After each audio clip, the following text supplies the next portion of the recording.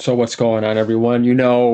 This past, you could say week, but obviously longer than that, has been some interesting shakeups in the PlayStation world, and keeps on getting more interesting, right? Right when you think that's enough news about PlayStation, we have some more. So Insomniac Games, the creators of Spyro, as we know it, Spider-Man, which is huge, Sunset Overdrive, which is also huge. Their CEO, Ted Price, is retiring, and he's been planning this for a while. And what's weird, and I think a lot of people are going to see this as a negative sign because it just feels like a domino effect, is that he's going to be replacing his position with three people. It's like, wait, hold on. So you would think like somebody else singly will replace you, but instead he's putting three guys at the helm right here. It says CEO Ted Price to exit. We have Mr. Ryan right here, Schneider, Chad Dezern, Dezern, and Jen Huang, which is obviously right here because that seems Asian, set as new co-chiefs at the PlayStation Studio exclusive. Just did this to show you guys who the three people would be replacing Mr. Ted. And Ted is right here. A lot of people said a lot of nice things about this guy. They said he's like an angel almost. He's super nice, uh, good energy, warm guy. He's done a lot of great things, which he has. He's been there for 3 decades, so he's stepping down finally. Like you said, thank you for 30 wonderful years. You can just look at his face and tell he has that look. Super nice guy, cool guy, somebody you would want to be a leader. And remember, the majority of that was being just in the studio. Since they got acquired by Sony, things obviously have been a little bit different. But they have taken off, of course. Spider-Man and have grown even bigger. But I think maybe he's done his job and it's time to step down. So what's interesting though is going over here because, like I said, what does that mean for the future of Insomniac? Well, that just means that the majority of Sony is, having more of an influence, and these three new guys. Obviously, they're obviously not going to be him. So people are wondering, is this positive or negative? Well, let's go ahead and take a look at some comments here. Obviously, what I think, I don't know. I'm not going to say it's positive. I don't know if it's going to be entirely negative, but I wouldn't say positive. So this is an interesting one. Like how I described, let's get into this. Going down here, we see this meme right here of those three guys being left in the sink is shipping. Basically saying that, that's pretty funny. Ted wasn't the reason Spider-Man 2 story sucked and didn't sell past its absurd budget. Obviously, yeah, because Sony decided that because they monopolized and got them. Thank you for all the great and joyful Insomnia games. All the best for your retirement. And then we see a picture of Herman. Well, Jim doesn't need to be there. PlayStation and Insomniac going underneath the water. So there's a lot of people already saying the ship is going to be sinking now. They don't trust what's left over and that the glory days are going to be over with. We'll see. But I don't blame them for feeling like that. Let's enjoy your retirement. As you see, Wolverine, Spider-Man 2, Ratchet and Clank. But they did Ratchet and Clank 2. If I'm not mistaken, Insomniac did Resistance as well, too.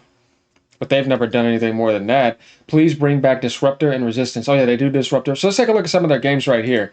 Spyro, Ratchet and Clank, all of them, which Resistance, as I said, Resistance 2. They even did the Ghost of Sparta, God of War, Resistance 3, Ratchet and Clank, as we know. Sunset Overdrive, obviously, and then the Spider-Man game. So he did a very good job being there, but obviously he's had enough. Could he have stayed longer? I mean, I think that's obvious, right? He could have, but he didn't want to for a certain reason. They didn't say why. They just kind of like give you this little nice, I'm leaving and stepping down, right? But hey, man, Sean Layden has said that before, hasn't he? So did Shuhei, but we found out a lot more about that. So there's just some news like in the Sony world lately where it's like there's a lot of changing around going, mismanagement, layoffs, canceled projects. I mean, this is obviously not positive because he was a great leader. And once again, somebody else who was a great leader, like we know Sean Layden and Shuhei Yoshida, are all stepping down and leading, if that's what happened, right? That might just be PR.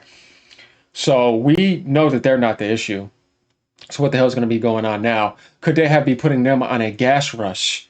And that's not Insomniac's portfolio, which is not Sony's really either.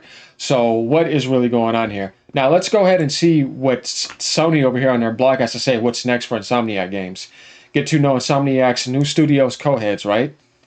It's still weird, guys. Think about this. Why is there 3 new people replacing one guy? And they're all co-studio heads. I don't know. Some weird stuff. Before we get into offering our perspectives about Ted Price's long-planned and extremely well-deserved retirement, we want to sincerely thank everyone who has checked in with Insomniac about the state of our employees and Burbank studio during the terrible Los Angeles fires, or maybe hiding your evidence and burning it up.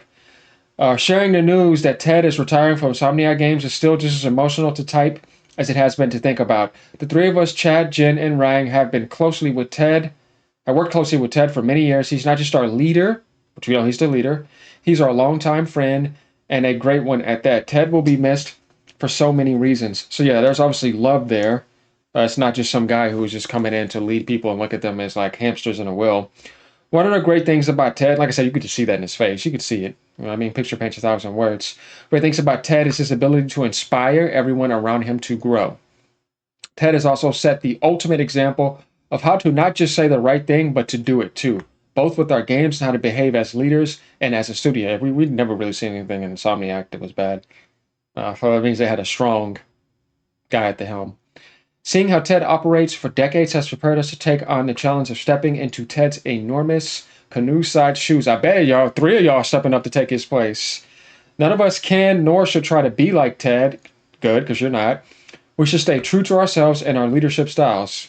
I like that. However, it's safe to say we will often think to ourselves, what would Ted do? As part of our individual and collective decision-making process. Now you're probably wondering, well, who exactly are y'all, and what should we expect from you going forward? We want to share a bit more about ourselves along with some insights into how we're envisioning our role as co-studio heads. So this guy, he started off his career in the PS2 era in studio marketing and communications, quickly shifting my role to become Insomniac's first community director and helping establish a role within PlayStation ecosystem. I joined Insomniac's senior leadership team several years ago, and I've held multiple studio roles, including head of franchise strategy and studio relations. In that role, I partner with teams within and beyond Sony Interactive on how and when we talk about our games, including in-game creative integrations, which we see. He served as head of brand and leadership strategy, which means I'm going to ensure pretty much communications, coaching, and cultural development that what Insomniac says to the world about itself and our games matches what we believe and how we act inside. And apparently he plays games and all that. And then we have over here, Hwang. He is doing finance, as we see right here. And his team is at his heart as part of our leadership team. I directly support our development teams across all titles. Of course, you're supposed to do that. And he's going to be in charge of project planning, production strategy, business operations, resource planning, and co-development partnership. Together with the best team in the world, we've shipped 12 games since my first day, and I'm super excited about the unforgettable experiences. So yeah, that's him right there. Now we know what he's doing. And before joining, he was a senior finance executive providing strategic and financial leadership to global tech and entertainment businesses. And then we have Chad Desern right here. He joined in 1998. Since then, he's had the honor to contribute to 5 generations of PlayStation as an environment artist, art director, studio director, and Durham Studio, and starting in 2017 as the head of creative.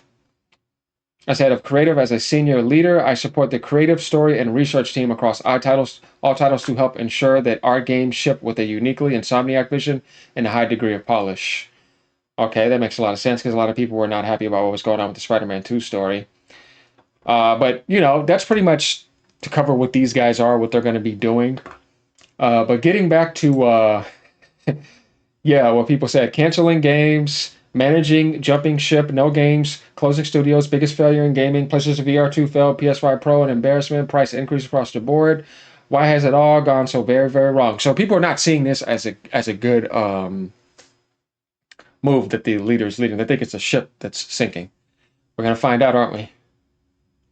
3 co-studios head. That will end well. Yeah, what do we got? Like some Hydra here or something now? Replacing some great leader.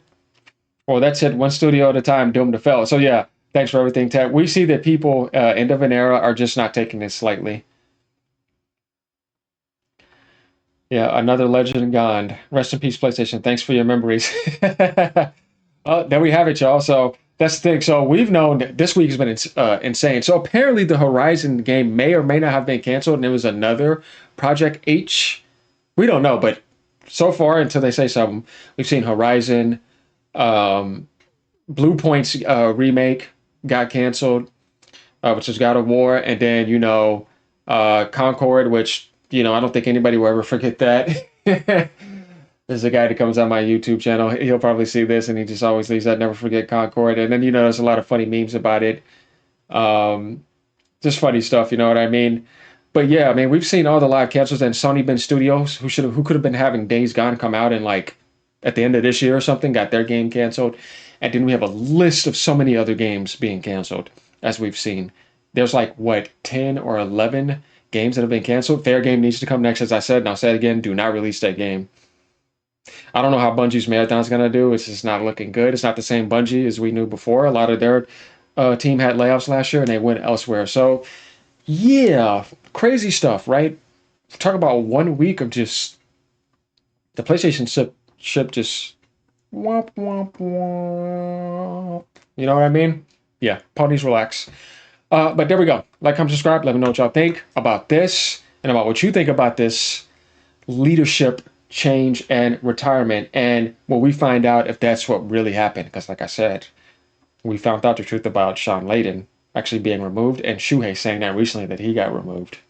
And we know what happened after that. Nothing good. Later, y'all. Peace out.